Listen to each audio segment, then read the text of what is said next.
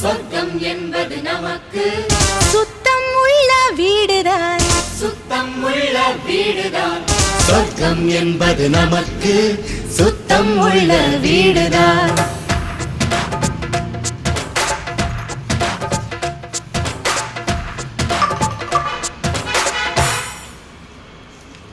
சொர்க்கம் என்பது நமக்கு சுத்தம் உள்ள வீடுதான் சுத்தம் என்பதை மறந்தால் நாடும் குப்பை மேடுதான் சொர்க்கம் என்பது நமக்கு சுத்தம் உள்ள வீடுதான் சுத்தம் என்பதை மறந்தால்